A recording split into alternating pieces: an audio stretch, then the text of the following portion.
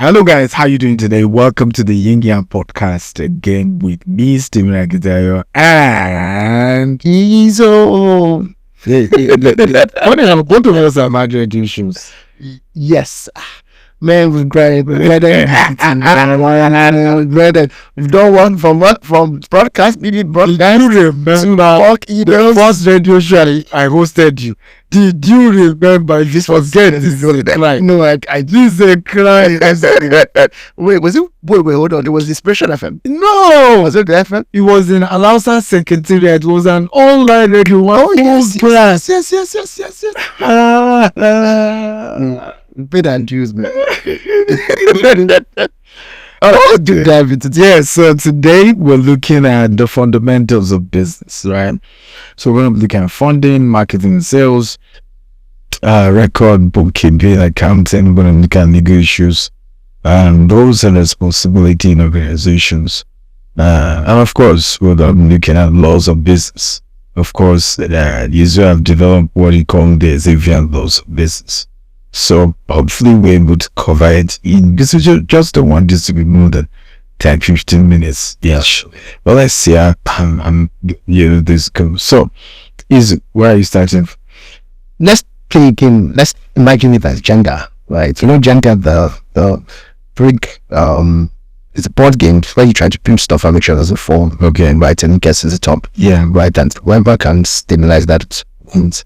Right, that's how business is. Literally, business is like that. Okay, right. I'm trying to do stuff except that you're trying to do too many things at the same time. Right, and fundamentals, what that first foundation you must have.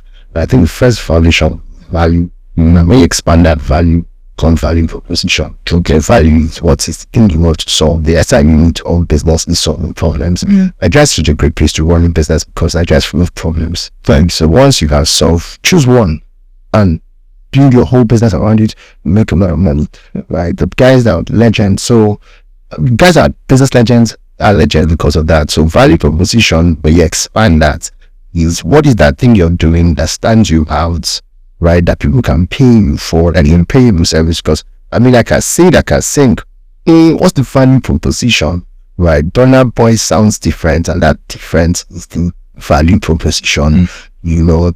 So every great business has a value proposition. If I say, what you want to fill any bottle of water ever, it will be premium. What's the difference between any soda water and Coke? It will be great tastes, right? The car and the Benz, it's luxury. Yeah. So those words after them is the value proposition. So that's the first thing you need to have, right? Once you have that, next thing you need to do is probably create a business plan. It doesn't have to be anything fancy, and it doesn't have to be document or anything. Just whether it's in your head, it's having some intentional, detailed plan, short term, mid term, long term, of how you want to go there, right? So once you have that value proposition, it's very easy. So we can look at the building blocks of the element of those business plan, or what you call a business model, right? Once you have the value proposition, next thing is customer segment.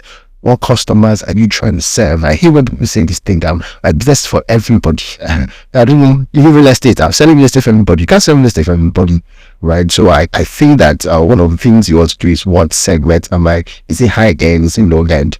Data shows you, for example, in Africa, most African businesses or African markets are either underdeveloped for highly poor and indebted countries, and maybe it's case of Nigeria is the frontier market. Usually that emerging market only declined with a large GDP and everything. I think the fourth largest economy right now. Usually the first. So frontier markets, well, that's most of the market size. It's not really your market size. When people say 200 million Nigerians, I say no.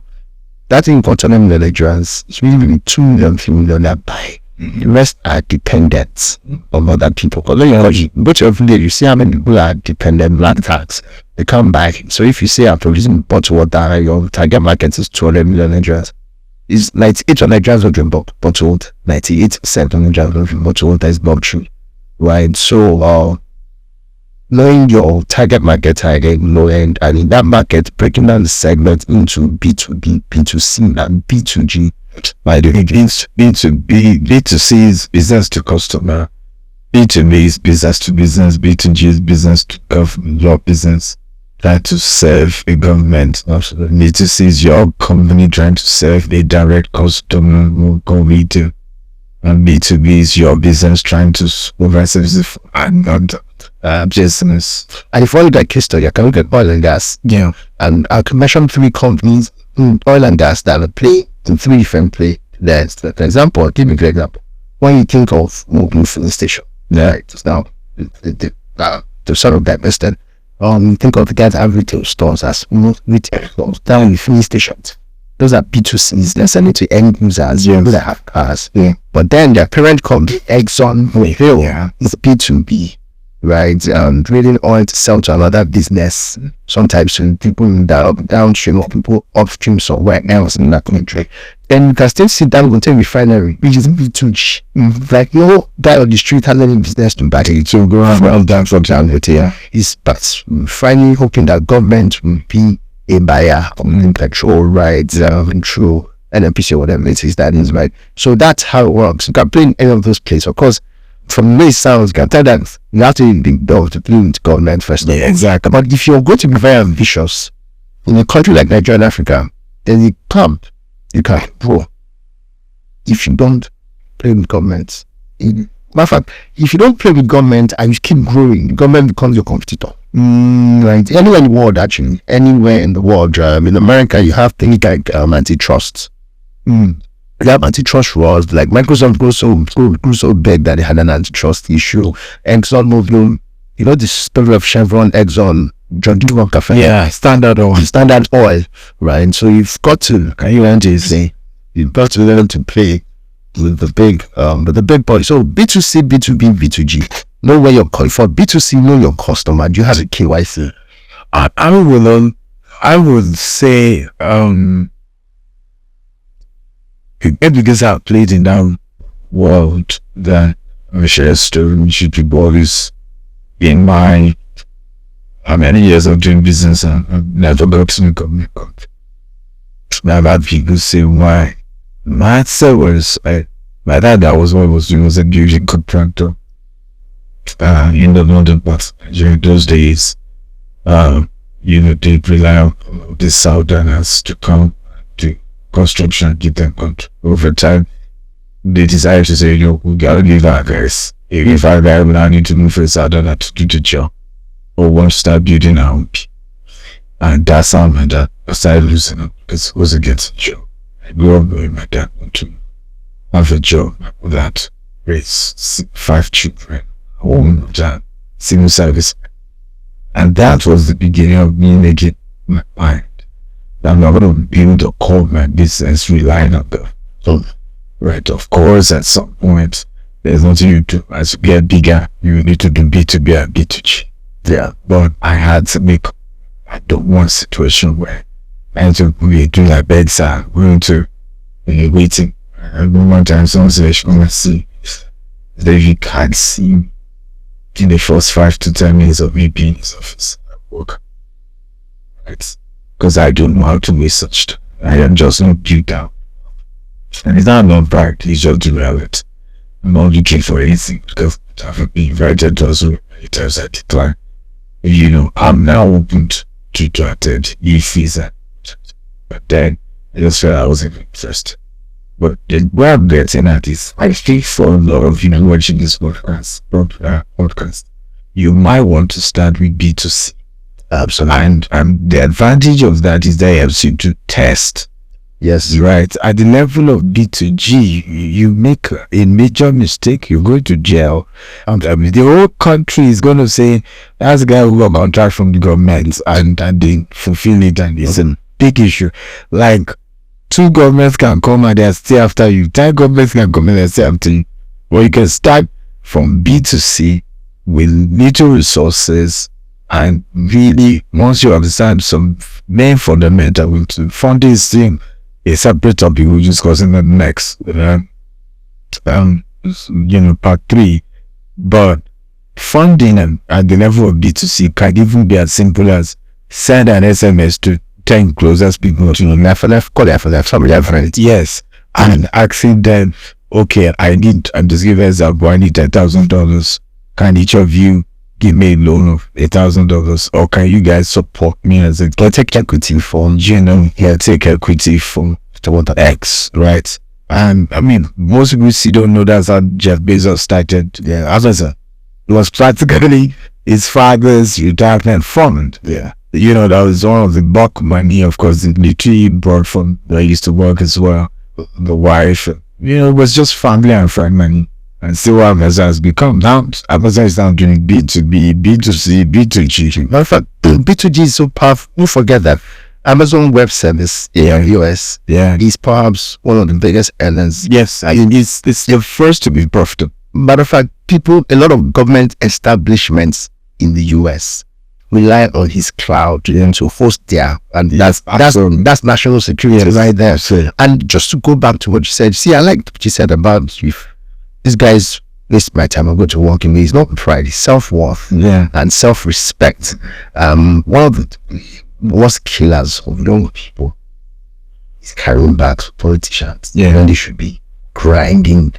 Everybody now is carrying card as essay to the essay to the essay from president. I'm like, what's going on here? What do these guys really do for these guys? Like, dude, you're in your 20s and 30s, grind. If you're going to carry it back to the top, I can show you the organogram. That organogram, before you get to step 3, right? Step 3, look, dude, one of the things that I think is important for people to do is start from the customer, the actual customer, proof of concept, people who use your stuff in the streets. Right? You get to a point in your life where you don't need to network that much. Everybody's going out and give a contact.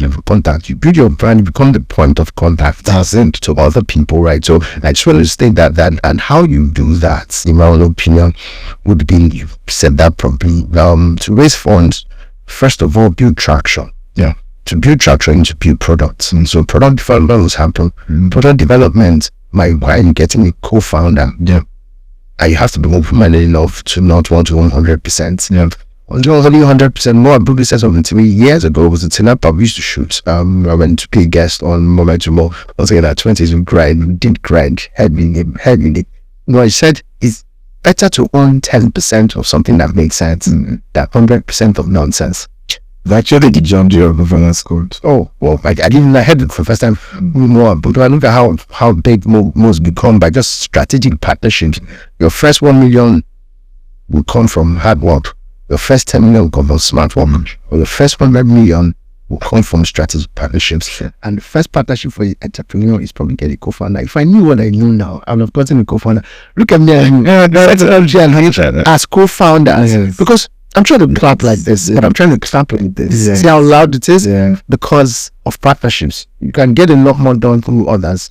Right? So, first step is product development. Get someone who's a ink also to your yang. Right? And after that, you can now raise funds. When you start to raise funds and people see that you're still developing products, it makes sense. And let's say something. If your car breaks down on Third Bridge in by 2 a.m., what do you want to sit in your car and wait that somebody will stop by to pick you up or to help you? That's possible, but that's depending on miracle or other people. And I don't want to live life where anything depends on someone else. Why don't you come out of the car? Try pushing the car. You have more chance of stopping when you're trying to push the car. Because anybody can say at 2 a.m., this guy did try. Let me even tow the car for him. Or, right, you're trying, right? So people need to start grinding that finance you're looking for.